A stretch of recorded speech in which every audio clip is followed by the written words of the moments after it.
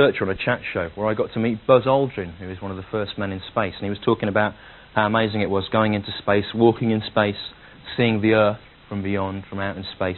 An amazing opportunity, I think, but not one that I would take if I were ever offered it, because I think once you'd walked in space, it would make readjusting to normal life very difficult. You know, picture the scene, it's a Friday night, right? You've just got back from space. Your friend Ian rings you up. He goes, hello? You back from space then? You go, yeah. You go, what was it like? And you go, well, amazing thing.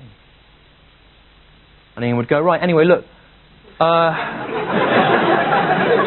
crowd of us are going down the multiplex tonight to see the new Schwarzenegger film, Jingle All the Way, and we wondered if you'd want to come. And you would say no, because I've walked in space. Seeing Arnold Schwarzenegger's latest poorly conceived flimsy comedy vehicle holds few thrills for me now. And Ian would go, oh, go on, we're going bowling afterwards. And he would go, no, because I've walked in space. And Ian would go, oh, you've changed, you have. Similar situation about a year ago. I was in a gig in Nottingham, and I went back to the hotel I was supposed to be staying at, got there, wrong key, wrong address, something, couldn't get in. Sitting on the curb outside, this bloke walked past. He was called Crispin.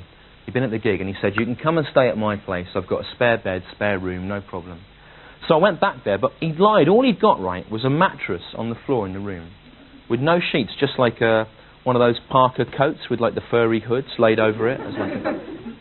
And the mattress was in the middle of a room, the walls of which were covered with 10 6-foot by 4-foot posters of me, right? And in the middle of the room, his flatmate was sitting on a sofa watching a video of 2 nuns having sex with a pig, right?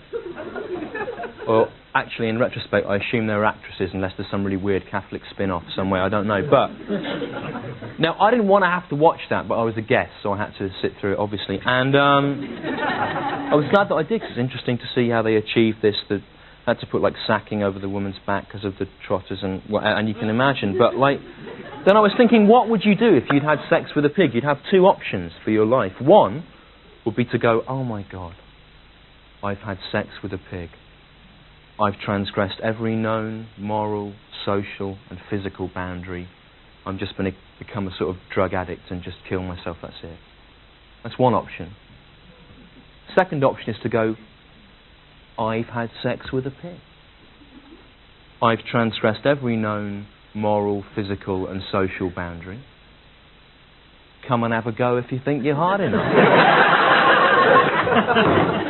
But if you took that second option, again, it would make adjusting to normal life very difficult. New job, situation, new job, weekend, someone comes across the office floor, stops you, says to you, I hope you don't mind me interrupting. I've been looking at you all week, I find you very attractive. Would you like to go out for a romantic Italian meal? And you'd have to go, well, no. Because I've had sex with a pig. Pasta and candlelight and piped violin music hold few thrills for me now.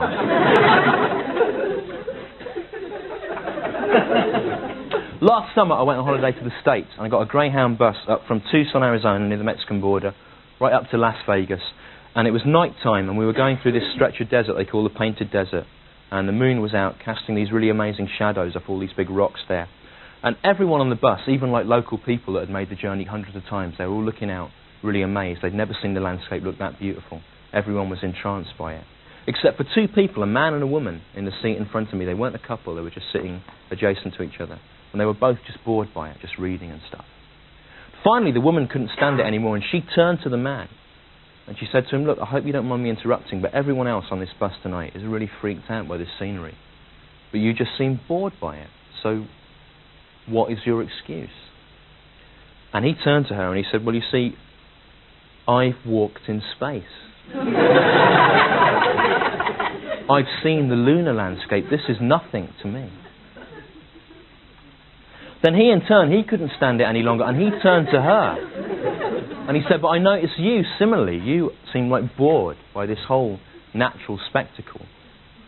What is it that has made you so jaded? And she said, oh, that's nothing. But in conversation, they found that they had a lot in common. They got out in Las Vegas, had a $50 Elvis-themed wedding, and have been very happy ever since. Thanks a lot.